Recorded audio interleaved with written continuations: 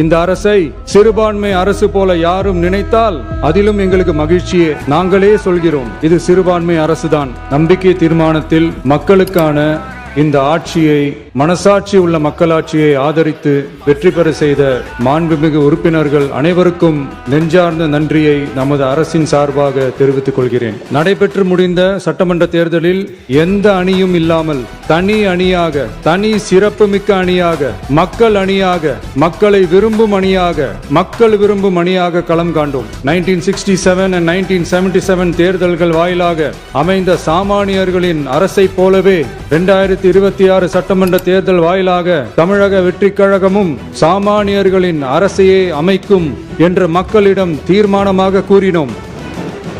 மக்களும் நம் மீது நம்பிக்கை வைத்து தீர்மானமாக வாக்களித்தனர். வாகை சூடும் அந்த வரலாறு திரும்பியது.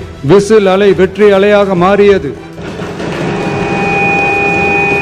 ஒரு விரல் புரட்சி விசில் புரட்சியானது. கட்சி ஆரம்பித்த 3 ஆண்டுகளுக்குள் 34.92% 1,72,26,208 வாக்குகளை மக்கள் தந்தனர். தமிழக வெற்றி கழகத்தை தனி பெரும் கட்சியாக சட்டமன்றத்திற்கு அனுப்பி வைத்தனர். கட்சி ஆரம்பித்த 3 ஆண்டுகளுக்குள்ளேயே மிக மிக சிறிய அளவில், ஒரு நூல் இழைவில் தனி பெரும்பான்மை கொஞ்சம் தள்ளி போய் இருக்கிறது. அதனால் இந்த அரசை சிறுபான்மை அரசு போல யாரும் நினைத்தால் அதிலும் எங்களுக்கு மகிழ்ச்சியே. நாங்களே சொல்கிறோம், இது சிறுபான்மை அரசுதான். சிறுபான்மை மக்களுக்கான பாதுகாப்பை உண்மையாக நிலைநாட்டும் அரசுதான்.